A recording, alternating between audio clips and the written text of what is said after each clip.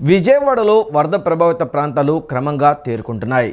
వరద ఉధృతి తగ్గిన కాలనీలలో సహాయక చర్యలు ముమ్మరంగా కొనసాగుతున్నాయి.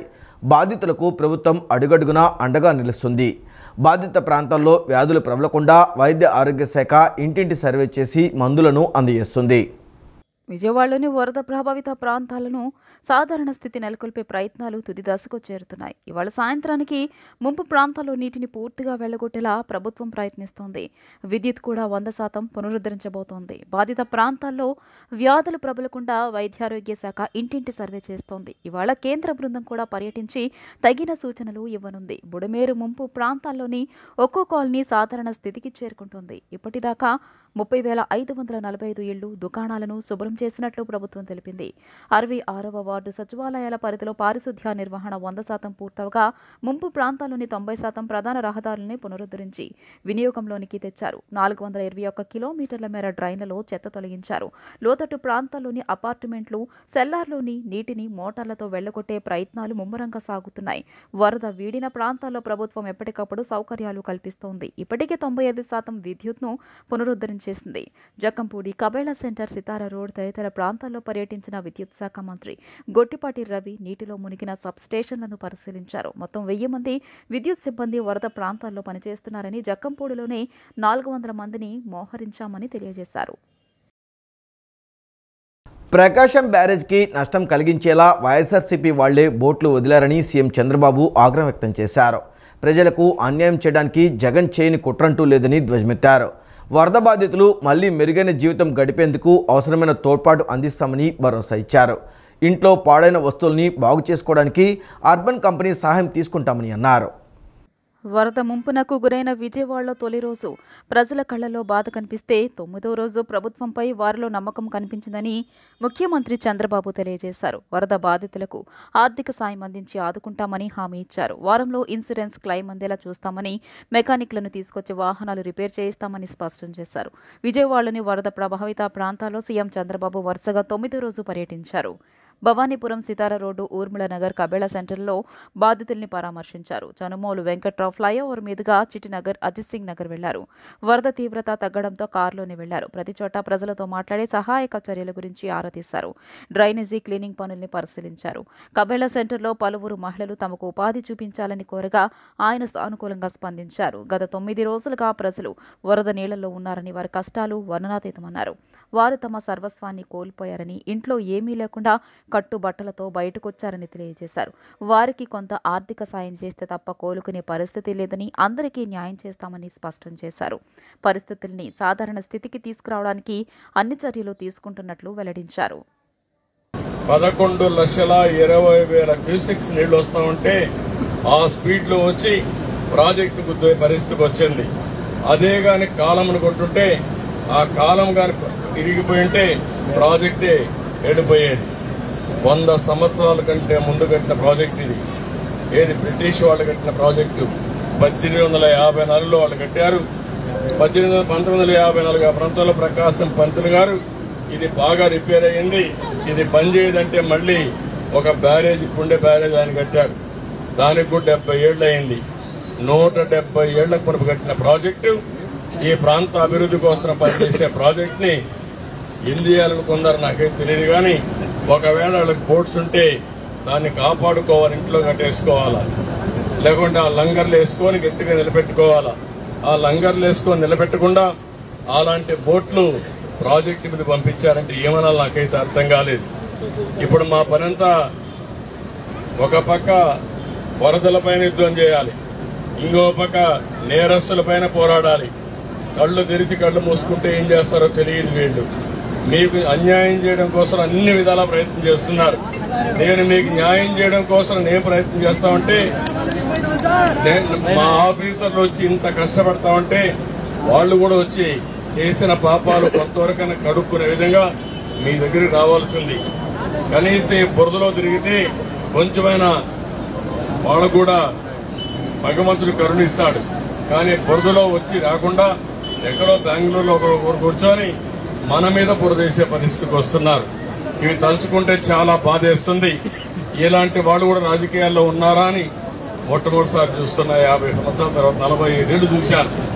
ఎవ్వరు కూడా వీలైతే సహాయం చేసేవాళ్ళు, వీలు కాకపోతే నోరు మూసుకొని ఉండేవాళ్ళు. కానీ వీళ్ళు అడ్డం పడడం మాత్రం చాలా దుర్మార్గం. మీరందరూ కూడా తాత్కాలికంగా మీకు కొంచెం ఒకరిద్దరికి అందకపోయినా సకాలంలో ఈ పెద్ద యజ్ఞంలో కొన్ని చిన్న చిన్న సమస్యలు వస్తూ ఉంటాయి. కానీ ఈరోజు మాత్రం మీ ఇంటికి నేరుగా బియ్యం కానీ డ్రై ఫుడ్ కానీ మీ ఇంటికే పంపిస్తున్నాం. ఇంటింటికి పంపిస్తున్నాం. దాంట్లో ఏం కూడా అదే మా 8 వ్యాన్లు వచ్చాయి, ఇంటింటికి ఇస్తాం. రెండోది ఇది అయిన తర్వాత ఈ రోజు నుంచి మీ ఇండ్లన్నీ కూడా ఎన్యూమరేట్ చేయమంటున్నాను. ప్రకాశం బ్యారేజ్ గేట్లను బోట్లు ఢీకొన్న ఘటనపై అధికారులు సీఎం చంద్రబాబుకు నివేదిక అందజేశారు. ఈ ఘటన వెనుక కుట్రకోణం ఉందని పేర్కొన్నారు. బోట్లు రిజిస్ట్రేషన్ నెంబర్ల ఆధారంగా యజమానులను గుర్తించామని నివేదికలో పేర్కొన్నారు. ఈ మేరకు ఈ ఘటనలో దర్యాప్తు ముమ్మరం చేశారు. 2 నిందితులను పోలీసులు అరెస్ట్ చేశారు. ప్రకాశం బ్యారేజీ గేట్లను బోట్లు ఢీకొన్న ఘటనపై అధికారులు సీఎం చంద్రబాబుకు నివేదిక సమర్పించారు. ఈ ఘటనలో కుట్రకోణం ఉందని అధికారులు నివేదికలో వెల్లడించారు. ఢీకొన్న బోట్లు వైఎస్ఆర్సీపీ నేతలు, కార్యకర్తలవని నిర్ధారించారు. దీంతో బ్యారేజ్ను పడవలు ఢీకొన్న ఘటనలో దర్యాప్తు ముమ్మరం చేసిన పోలీసులు 2 నిందితులను అరెస్ట్ చేశారు. గొల్లపూడికి చెందిన పడవల యజమాని ఉషాద్రిని, సూరయ్యపాలెం వాసి కోమటి రామ్మోహన్ను విజయవాడ పోలీసులు అరెస్ట్ చేశారు. కొట్టుకొచ్చిన 3 పడవలు కుక్కలగడ్డ ఉషాద్రికి చెందినవిగా గుర్తించారు. నిందితులను అరెస్ట్ చేసి విజయవాడ కోర్టుకు తరలించారు. నిందితులకు న్యాయమూర్తి 14 రోజుల రిమాండ్ విధించారు. నిందితులను విజయవాడ జైలుకు తరలించారు. రిమాండ్ విధించడంతో కుట్రకోణంపై సమగ్ర దర్యాప్తు చేయనున్నారు. కాగా ఈ ఘటనలో వైఎస్ఆర్సీపీ ఎమ్మెల్సీ తలశిల రఘురాం, మాజీ ఎంపీ నందిగాం సురేష్ అనుచరుల బోట్లు ఉన్నట్లు ఇప్పటికే నివేదికలో వెల్లడించారు. గత ప్రభుత్వ హయాంలో ఇసుక అక్రమ తవ్వకాలకు నందిగాం సురేష్ ఉషాద్రికి చెందిన బోట్లనే వినియోగించుకున్నారని నివేదికలో పేర్కొన్నారు. ఈ నేపథ్యంలో చర్యలు తీసుకుంటున్నారు. బోట్లు రిజిస్ట్రేషన్ల నెంబర్ ఆధారంగా యజమానులను గుర్తించామని అధికారులు నివేదికలో వెల్లడించారు. బోట్లు ఉషాద్రి, కర్రి నరసింహస్వామి, గూడూరు నాగమల్లేశ్వరికి చెందినవిగా గుర్తించారు. ఉషాద్రికి చెందిన 3 బోట్లను కలిపి కట్టడం వెనుక కుట్రకోణం ఉందని వెల్లడించారు. బోట్లను ఇనుప చైన్ల లంగరు వేయకుండా ప్లాస్టిక్ తాళ్లతో కట్టేసినట్లు అధికారులు గుర్తించారు. తమ బోట్లతో పాటు సమీపంలోని మరో 2 కూడా కొట్టుకెళ్లేలా కుట్ర చేసి ఉంటారని ఆరోపించారు. సెప్టెంబర్ 2న తెల్లవారుజామున 3 గంటల సమయంలో 5 బోట్లు ప్రకాశం బ్యారేజీ గేట్లను ఢీకొట్టినట్లు అధికారులు నివేదికలో వెల్లడించారు. బోట్లు గేట్లకు ఉండే కౌంటర్ వెయిట్లకు కాకుండా బ్యారేజీ పిల్లర్లను బలంగా ఢీకొని ఉంటే ప్రమాద తీవ్రత ఎక్కువగా ఉండదని తెలియజేశారు. మరోవైపు పోలీసులు అనుమానితుల కాల్ డేటాను పరిశీలిస్తున్నారు. విజయవాడ నగరంలో వరద నీరు దాదాపు తగ్గిపోయిందని, కొన్ని ప్రాంతాల్లో మాత్రమే నీరు ఇప్పటికీ నిల్వ ఉందని మంత్రి పి నారాయణ స్పష్టం చేశారు. 61, 62, 63, 64 డివిజన్లలో వరద నీటిని బయటకు పంపేందుకు ఉన్న అన్ని మార్గాలపై అర్ధరాత్రి మంత్రి అధికారులతో చర్చించారు. వెంటనే 10 జేసీబీలు రప్పించి రోడ్డును తవ్వాలని ఆదేశాలు జారీ చేశారు. మున్సిపల్ పట్టణాభివృద్ధి శాఖ మంత్రి పొంగూరు నారాయణ బుడమేరు వరద ప్రభావిత ప్రాంతాల్లో సహాయక చర్యలు చేపట్టారు. రాత్రి సమయంలోనూ ఆయన వరద సహాయక చర్యల్లో పాల్గొన్నారు. కండ్రిక సమీపంలో నున్నా నూజివీడు రహదారి చుట్టుపక్కల ఇప్పటికీ వరద నీరుంది. 61, 62, 63, 64 డివిజన్లలో వరద నీటిని బయటకు పంపేందుకు ఉన్న అన్ని మార్గాలపై అర్ధరాత్రి మంత్రి అధికారులతో చర్చలు జరిపారు. వెంటనే 10 జేసీబీలు రప్పించి రోడ్డును తవ్వాలని ఆదేశాలు జారీ చేశారు. రోడ్డును 3 చోట్ల తవ్వడం ద్వారా వరద నీరు బయటకు పంపేలా ప్రణాళిక రూపొందించారు. ఈ సందర్భంగా మంత్రి పొంగూరు నారాయణ మాట్లాడుతూ విజయవాడ నగరంలో వరద నీరు దాదాపు తగ్గిపోయిందని, కొన్ని ప్రాంతాల్లో మాత్రమే నీరు ఇప్పటికీ నిల్వ ఉందన్నారు. కండ్రిక చుట్టుపక్కల నిల్వ ఉన్న నీటిని బయటకు పంపించే ఏర్పాట్లు చేశామని, 10 జేసీపీల ద్వారా రోడ్లకు గండి పెట్టి నీటిని బయటకు పంపిస్తున్నామన్నారు. ఇక్కడ నీరు బయటికి వెళ్తే నగరంలో ఉన్న వరద నీరు మొత్తం తగ్గిపోతుందన్నారు. మంగళవారం సాయంత్రానికల్లా మొత్తం నీరు తగ్గిపోయేలా చర్యలు చేపట్టినట్లు మంత్రి వెల్లడించారు. వరద బాధితుల ఆకలి తీర్చేందుకు ప్రభుత్వం పూర్తి ఏర్పాట్లు చేసిందని మంత్రి నారాయణ తెలియజేశారు. వరద బాధితులకు నిత్యావసరాలతో కూడిన ఆహార కిట్లు అందిస్తున్నామని, లక్షల కొద్దీ ఆహార ప్యాకెట్లు పంపిణీ చేస్తున్నట్లు ఆయన వెల్లడించారు. అల్టిమేట్గా ఏంటంటే నున్నా రోడ్లో ఒక సైడ్ ఉండే వాటర్ రెండో పక్క వస్తే తప్ప టౌన్లో ఉండే వాటర్ యొక్క ప్రెషరు తగ్గదని దీన్ని యాక్చువల్గా ఒక 10 పాయింట్స్లో కట్ చేయమన్న రోడ్డు కట్ చేసి ఆ వాటర్ అంతా ఇటు పక్కకు పోతే టౌన్లో ఉండే వాటర్ యొక్క ప్రెషర్ తగ్గి ఆ వాటర్ అంతా మళ్ళీ కిందకి పోతుంది. అందుకని యాక్చువల్గా ఇప్పుడు అధికారులందరూ నైట్ అంతా ఈ 10 పాయింట్స్ ఎక్కడైతే కట్ చేస్తున్న రోడ్డుని జేసీబీలు 10 జేసీబీలు తెప్పించారు, ప్రకృతి తెప్పించారు, వాటి ద్వారా కట్ చేస్తున్నారు. అది కట్ చేస్తే మార్నింగ్కి ఇక్కడ ఉన్న వాటర్ కొంత భాగంగానే కిందకి వెళ్ళిపోతాయి. ఎందుకంటే ఈ రైట్కి లెఫ్ట్కి తీసుకుంటే కనీసం 6 అడుగులు ఉంది, 6 అడుగులు ఉంది. కానీ సెంట్రల్ డివైడ్ ఉండటం వల్ల ఈ వాటర్ అవతలకి పోవట్లేదు. అంతేకాని ఆ పక్క రోడ్డుకి ఈ పక్క రోడ్డుకి హైట్లో ఒక డిఫరెన్స్ ఉంది. అందువల్ల అవన్నీ ఇంజనీరింగ్ అధికారులు స్టడీ చేశారు. ఇంత తేడా ఉండటం వల్ల ఆ వాటర్ రావట్లేదని ఈ రోడ్డు కట్ చేస్తున్నారు. ఈ రోడ్డు కట్ చేస్తే ఈ వాటర్ వెళ్ళిపోతే రేపు సాయంకాలానికి 61, 62, 63, 64లో ఉండే నీరంతా వెళ్ళిపోయేటట్టుగా ప్లాన్ చేశారు. అధికారులు చాలా బాగా చేస్తారు. వాళ్ళని నేను అప్రిషియేట్ చేస్తాను. బుడమేరు వరద ముంపు నుంచి ప్రజలు ఇప్పుడిప్పుడే తేరుకుంటున్నారు. వరద నీరు పూర్తిగా తగ్గిపోయినా ఇంకా అనేక వీధుల్లో మురుగు, బురద అలాగే ఉంది. వరద నీటిలో ఇబ్బంది పడ్డ బాధితులు అనారోగ్య సమస్యలతో ప్రభుత్వం ఏర్పాటు చేసిన వైద్య శిబిరాలకు వస్తున్నారు. ఒళ్ళు నొప్పులు, జ్వరం, ఎలర్జీ వంటి సమస్యలతో శిబిరాలకు వస్తున్న వారికి వైద్యులు మందులు అందజేస్తున్నారు. ప్రభుత్వం తరపున నిర్వహిస్తున్న వైద్య శిబిరాలను వైద్య ఆరోగ్య శాఖ మంత్రి సత్యకుమార్ యాదవ్ పరిశీలించారు. వైద్యులు బాధితులతో మాట్లాడారు. వరద బాధితులకు అందిస్తున్న మెడికల్ కిట్లు, వైద్య ఆరోగ్య శాఖ చేపడుతున్న డిసీజ్ సర్వేపై మంత్రి సత్యకుమార్తో మా ప్రతినిధి Muttuja face to face. Budameru వరద ముంపు నుంచి ప్రజలు తేరుకున్నారు. ప్రస్తుతం వాళ్ళకి ప్రభుత్వం నుంచి అన్ని రకాల సహాయ సహకారాలు అందుతున్నాయి. అయితే వరద ప్రభావం తర్వాత వాళ్ళకి వ్యాధులు అవి ప్రబలకుండా ప్రభుత్వం వైద్య సహకారాలు, వైద్య కిట్లు అందజేస్తుంది. ప్రస్తుతం బాంబే కాలనీలో మంత్రి సత్యకుమార్ యాదవ్ గారు పర్యటిస్తున్నారు. అక్కడ అందుతున్న వైద్య సదుపాయాల గురించి పరిశీలిస్తున్నారు. ఆయన అడిగి మరిన్ని వివరాలు తెస్తారు. చెప్పండి, ప్రభుత్వం తరఫు నుంచి ఏ విధమైన సహాయ సహకారాలు వైద్యం పరంగా అందిస్తున్నారు? ప్రభుత్వం తరపున ఏ రకమైన వైద్య సహాయం అందుతున్నారు ప్రజలంతా చూస్తున్నారు.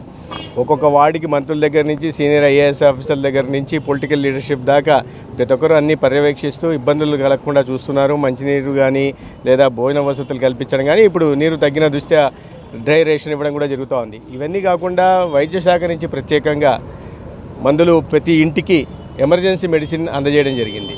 1,65,000 ఇళ్ళకి ఎమర్జెన్సీ మెడిసిన్ అందజేయడం, ప్రతి వీధిలోనూ ప్రతి సందు చివరిలో కూడా మెడికల్ క్యాంపులో లేదా మొబైల్ మెడికల్ యూనిట్లోనే పెట్టడం జరుగుతూ ఉంది. డాక్టర్లు అందుబాటులో ఉన్నారు. దాదాపు 1000 మంది పైగా డాక్టర్లు ఇవాళ వైద్య సేవలు అందిస్తున్నారు. ఇవి కాకుండా ప్రతి ఇంటికి వెళ్ళి డిసీజ్ సర్వే చేసే ప్రయత్నం కూడా చేస్తున్నాం. తద్వారా ఎటువంటి రోగాల బారిన పడుతున్నారు, విష జ్వరాల బారిన పడుతున్నారా, విరేచనాల బారిన పడుతున్నారా, అది ఆ సర్వే ద్వారా వారికి సరైన వైద్యం అందించే, సరైన మెడికేషన్ అందించే ప్రయత్నం చేస్తున్నాం. ఇవన్నీ కాకుండా ఇప్పుడు ఈ నీరు నిలిచిన దృష్ట్యా కొత్తగా విషజ్వరాలు, దోమ సంబంధించి కానీ లేదా నీటికి సంబంధించిన విషజ్వరాలు వెక్టర్ బోర్న్ అంటారు, vector borne, water borne diseases ప్రబలే సమయం కాబట్టి వీటిని దృష్టిలో పెట్టుకొని దాదాపు నిన్న మల్టీపర్పస్ హెల్త్ వర్కర్స్ 900 మందిని ఇవాళ ఇతర జిల్లాల నుంచి కూడా తెప్పించి ప్రతి ఇంటికి వెళ్ళి ఒక సర్వే చేయడమే కాకుండా వెంటనే అక్కడికక్కడే యాంటీ లార్వా ఆపరేషన్స్ కూడా చేసే ప్రయత్నం చేస్తున్నాం. తద్వారా దోమను గుర్తించి ఎడిస్ దోమ, అనాఫిలిస్ దోమ, వీటి కారణంగా మలేరియా, డెంగీ, చికెన్ గున్యా వచ్చే అవకాశం ఉంది కాబట్టి వాటిని అక్కడికక్కడే నిర్మించే ప్రయత్నం చేస్తున్నాం. అంటే వ్యాధులు ప్రబలకుండా జాగ్రత్తలు తీసుకున్నాం. అదేవిధంగా అంటువ్యాధులకు సంబంధించి కూడా జాగ్రత్తలు తీసుకుంటాం. ఇవాళ ఈ విజయవాడ చుట్టూ ఉంటున్న 2 ప్రభుత్వ కళాశాలలు, గుంటూరు, విజయవాడ, అదేవిధంగా 7 ప్రైవేట్ కళాశాలల యాజమాన్యాన్ని, దానికి సంబంధించిన ప్రిన్సిపాల్ని, ప్రొఫెసర్లను కూడా పిలవడం జరిగింది. వారి సేవలు కూడా తీసుకోవడం జరుగుతుంది. స్పెషలిస్ట్ డాక్టర్లు, ENT డాక్టర్ కానీ, పీడియాట్రిక్ కానీ, డెర్మటాలజీ కానీ, ఎందుకంటే ఫంగల్ ఇన్ఫెక్షన్స్ పెరుగుతున్న దృష్ట్యా వీళ్ళందరినీ పిలిచి ఆ సీనియర్ రెసిడెంట్లను కూడా క్షేత్రస్థాయికి తెంచి అక్కడే ప్రతి ఇంటి దగ్గరికి వెళ్ళి అక్కడికక్కడే వ్యాధుల్ని గుర్తించి వాటికి సరైన మందులు అందించి ఈ వ్యాధుల బారి నుంచి బయటికి తీసుకొచ్చే ప్రయత్నం చేయడమే కాకుండా నివారణ చర్యలు కూడా తీసుకోవడానికి ప్రయత్నం ప్రభుత్వం చేస్తూ ఉంది. దీన్ని పూర్తిగా గౌరవ ముఖ్యమంత్రి గారు ప్రతిరోజు పర్యవేక్షిస్తున్నారు. సెంట్రల్ కంట్రోల్ రూమ్ నుంచి, కలెక్టరేట్ నుంచి పర్యవేక్షణ జరుగుతూ ఉంది. అదే కాకుండా అనేక మంది మంత్రులు కూడా, ప్రతి మంత్రి కూడా ఏదో ఒక చోట క్షేత్రస్థాయిలో వార్డులలో పనిచేస్తున్నారు. సీనియర్ ఐఏఎస్ ఆఫీసర్ల దగ్గర నుంచి పార్టీలకు సంబంధించిన కార్యకర్తలు కూడా, కార్పొరేటర్లు కానీ, ఇతర కార్యకర్తలు కానీ, 3 పార్టీలకు సంబంధించిన కార్యకర్తలు కూడా ఈ సేవా కార్యక్రమంలో నిమగ్నమై ఉన్నారు. ఈ డిసీజ్ సర్వేకి సుమారు ఎంతమంది కేటాయించారు సార్? ఈ ప్రక్రియ ఎంత 2 రోజులు పట్టే అవకాశం? డిసీజ్ సర్వేకి ఒక్కొక్క వార్డు సచివాలయానికి 3 కమ్యూనిటీ హెల్త్ ఆఫీసర్లను కేటాయించడం జరిగింది. వారి కింద ANMలు కూడా ఉంటారు. వీళ్ళు ఒక్కొక్కరు సగటున ఒక్కొక్క రోజుకి 300 ఇళ్ళ దాకా వెళ్లాల్సిన అవసరం ఉంది. వెళ్ళి 3 రోజుల్లో పూర్తి వాళ్ళ వార్డు సెక్రటరియట్లో ఉన్న ప్రతి ఇంటిని సర్వే చేయాల్సిన అవసరం ఉంది. దానికి ఒక ప్రత్యేకంగా యాప్ రూపొందించడం జరిగింది. యాప్లో 14 రకాల వ్యాధులను కూడా గుర్తించి ఏ వ్యాధి బారిన పడుతున్నారనే విషయాన్ని కూడా నమోదు చేయాలి. దానికి అనుగుణంగా అక్కడికక్కడే మందులు ఇచ్చే ప్రయత్నం కూడా చేస్తున్నాం. ఇక సీరియస్ బ్యాక్టీరియల్ ఫంగల్ ఇన్ఫెక్షన్స్ పెరుగుతున్నాయి, లేదా రెస్పిరేటరీ ప్రాబ్లమ్స్ వస్తున్నాయి, ఇతరత్ర సమస్యలు ఉన్నప్పుడు ఆ స్పెషలిస్టులు కూడా వచ్చి చూడడం జరుగుతుంది. ఇవాళ 200 మెడికల్ క్యాంపులు ఈ 32 ఏదైతే ముంపు ప్రాంతాలు ఉన్నాయో, బాధిత ప్రాంతాలు ఉన్నాయో 200 ఉన్నాయి. ప్రతిరోజు 20,000 నుంచి 25,000 దాకా కూడా ఓపీ సేవలు అందిస్తున్నాం. ఇది ఇక్కడ పరిస్థితి. డిసీజ్ సర్వే కార్యక్రమం ఎప్పటికే ప్రారంభించామని ఇంటింటికి వెళ్ళి ప్రజలు వ్యాధులతో ఏమైనా ఇబ్బంది పడుతున్నాయి, ఏమైనా అనారోగ్య సమస్యలు ఉన్నాయి అనేది గుర్తించి వివరాలు సేకరించి దాన్ని బట్టి వాళ్ళకి వైద్య చికిత్సలు అందించడం జరుగుతుందనేసి, అదేవిధంగా ఏదైతే ముంపుకు గురైన 32 డివిజన్లు ఉన్నాయో ఈ 32 డివిజన్లో సుమారు 200 వైద్య శిబిరాలు ఏర్పాటు చేసి ముంపు బాధితులకు వైద్య సేవలను అందజేస్తామని చెప్పేసి మంత్రి సత్యకుమార్ యాదవ్ చెప్తున్నారు. కెమెరామ్యాన్ వెంకట్తో ముర్తుజా, సిటీ న్యూస్, విజయవాడ. విజయవాడ మాచవరం వద్ద విషాదం చోటు చేసుకుంది. కొండ చర్యలు విరిగిపడి ఒక వ్యక్తి దుర్మరణం చెందగా మరో 3 ప్రాణాపాయ స్థితి నుంచి బయటపడ్డారు. క్షతగాతులను మెరుగైన వైద్యం కోసం ఆసుపత్రికి తరలించారు.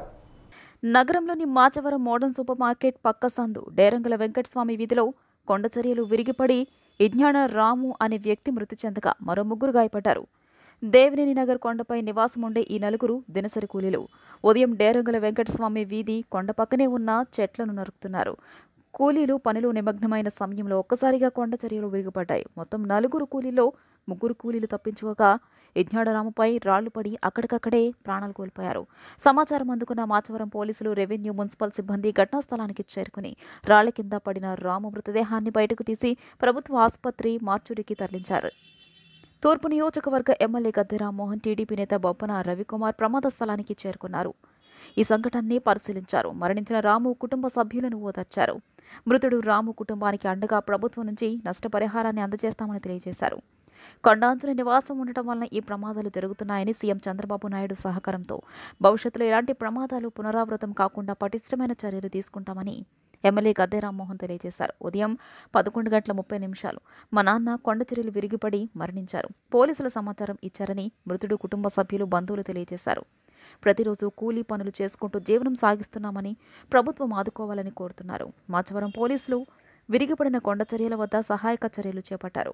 రాళ్లు మట్టిని తొలగిస్తున్నారు. ఏదేమైనా కూడా కొండ ప్రాంతాల్లో ఒకసారి పరిశీలించి మొత్తం కూడా సర్వే చేయించి ఈ ప్రమాద గంటికలు ఎక్కడ ఉన్నాయో అక్కడ మనం ఆలోచన చేసి వారిని కూడా రిక్వెస్ట్ చేయాల్సిన అవసరం ఉంది. ఇప్పుడు కూడా కొండ చివరిన ఇళ్ళుగా 3 మన కళ్ళకు కనపడుతున్నాయి. అవి చూస్తే మనకే భయంగా ఉంది. మరి వాళ్ళు కూడా దాన్ని అవసరమైతే వాళ్ళకి వేరే చోట ఇళ్ళు ఇచ్చైనా సరే అవి ఖాళీ చేయాల్సిన అవసరం ఉందని నేను అనుకుంటా ఉన్నాను. నేను వారితో కూడా మాట్లాడుతాను. ఒకసారి మేము అక్కడికి వెళ్ళి సర్వే చేసి ఇవన్నీ కూడా చూడాలి. ఇప్పుడు ఈ విపత్తు అయిపోయిన తర్వాత నారా చంద్రబాబు నాయుడు గారి ఉద్దేశం కూడా విజయవాడ నగరం మొత్తంలో ఎలాంటి ప్రమాదాలు వచ్చే అవకాశాలు ఉన్నాయి.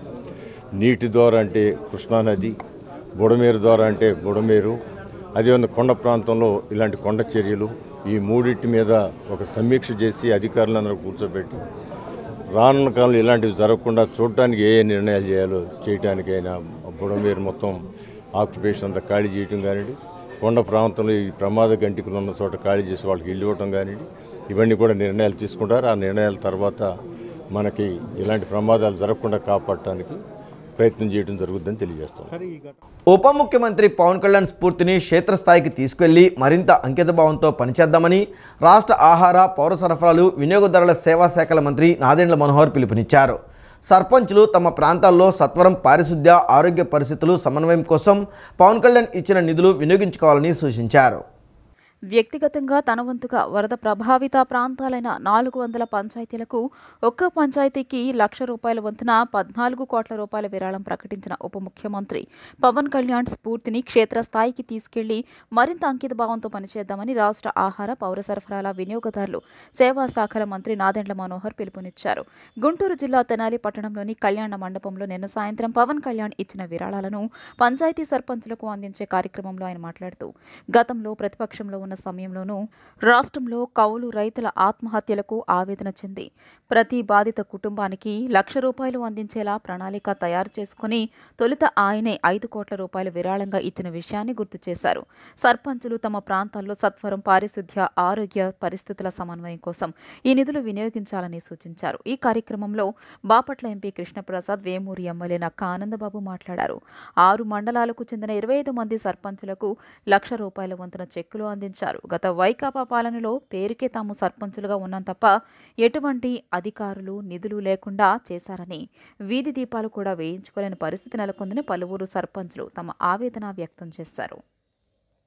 ఉప ముఖ్యమంత్రి గారు పవన్ కళ్యాణ్ గారు తీసుకున్న ఈ నిర్ణయం వలన ₹1,00,000 తక్షణమే మనం ఇప్పుడు మాట్లాడుతుండగానే వాళ్ళ అకౌంట్లో ఆల్రెడీ పడిపోయింది. ఈరోజు ఈ 4:30 గంటలకే వాళ్ళ అకౌంట్లో అన్నింటిలో కూడా ₹1,00,000 పడిపోయింది. ఈ ₹1,00,000 ద్వారా తక్షణంగా మీరు రాబోయే రోజుల్లో వ్యాధులు రాకుండా, ఎందుకంటే వరదలు వచ్చిన తర్వాత సహజంగా మేము చూసాం, మనం పర్యటించినప్పుడు ఎంతో దయనీయమైన పరిస్థితి. 4 అడుగులు 5 అడుగులు నీళ్లు ఇళ్లలోకి వచ్చేసినాయి. అటువంటి పరిస్థితిలో ఎవరికి కూడా ఆరోగ్య సమస్యలు రాకూడదు. పంచాయతీ వ్యవస్థలో మీరు ఈ డబ్బుల్ని జాగ్రత్తగా ఉపయోగించుకుని శానిటేషన్ కోసం, వైద్య సేవల కోసం, ఇతర చిన్న కార్యక్రమాల కోసం వాడుకుంటారు తక్షణంగానే. పవన్ కళ్యాణ్ గారు ఇచ్చిన ఈ ₹1,00,000 మీరు అందరూ కూడా దయచేసి ఉపయోగించుకోండి. నాయకత్వంలో మనం చూడాల్సింది ఒక నిజాయితీ, కష్టపడే మనస్తత్వం, ప్రజల్ని ఆదుకోవాలనే ఆలోచన. ఈరోజు మనకు అదృష్టం ఏంటంటే మన రాష్ట్ర ముఖ్యమంత్రి గారు చంద్రబాబు నాయుడు గారు, అదేవిధంగా ఉప ముఖ్యమంత్రి గారు పవన్ కళ్యాణ్ గారు ఇద్దరు కూడా ఆలోచనతోటి, పూర్తి మనస్సుతోటి ప్రజల్ని ఆదుకోవాలి, ఆంధ్రప్రదేశ్ని మరొకసారి ముందుకు తీసుకెళ్ళాలి అనే ఒక తపనతోటి వాళ్ళు చేస్తున్న కార్యక్రమాన్ని మీరందరూ కూడా మనస్ఫూర్తిగా అభినందించాలి, ఆశీర్వదించాలి.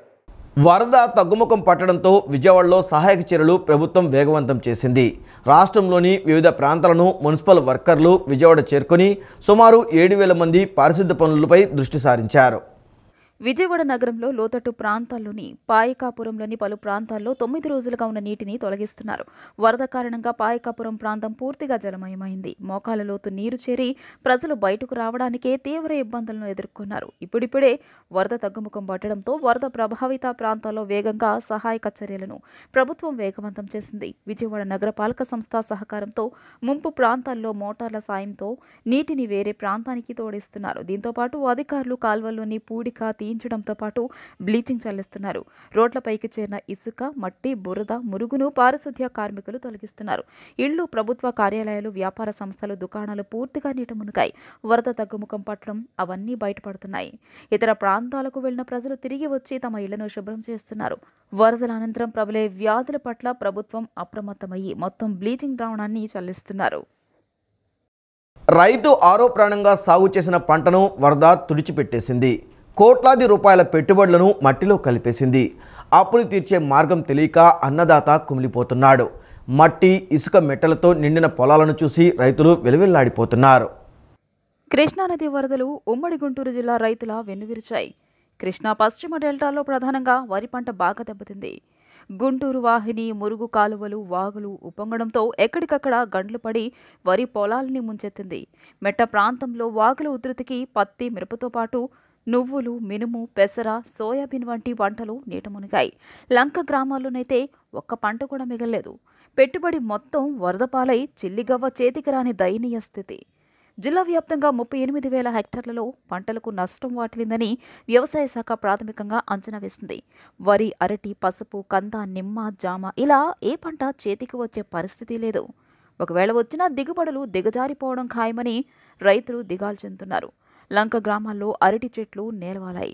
పల్నాడు జిల్లాలో 11,288 హెక్టార్లలో వ్యవసాయ ఉద్యాన పంటలు దెబ్బతిన్నాయని అధికారులు ప్రాథమికంగా తేల్చారు. మిర్చి, వరి పంటలు ఆరంభ దశలోనే దెబ్బతిన్నాయి. వరద బాధితుల సహాయార్థం చిన్నారులు తమ పాకెట్ మనీని విరాళంగా ఇస్తున్న వీడియోపై సీఎం చంద్రబాబు ఎక్స్ వేదికగా స్పందించారు. చిట్టి చేతులు పెద్ద సాయమనే ఈ వీడియో ఈరోజు నాలో గొప్ప ఆనందాన్ని నింపింది. పశ్చిమ గోదావరి జిల్లా పెంటపాడు మండలం పడమర విప్పర్లోని శ్రీ విద్యానికేతన్ పాఠశాలకు చెందిన విద్యార్థులు తమ పాకెట్ మనీని విరాళంగా ఇస్తూ అసాధారణ కరుణ ప్రదర్శించారు. విద్యార్థులకు ఇలాంటి ఉన్నతమైన విలువలను నేర్పిన పాఠశాల యాజమాన్యాన్ని అభినందిస్తున్నా. ఇలాంటి చర్యలు మనిషితనంపై మన విశ్వాసాన్ని పునరుద్ధరిస్తాయి. కరుణ, బాధ్యతతో కూడిన పౌరుల నేతృత్వంలో భవిష్యత్తుకు భరోసా కల్పిస్తామని చంద్రబాబు పేర్కొన్నారు.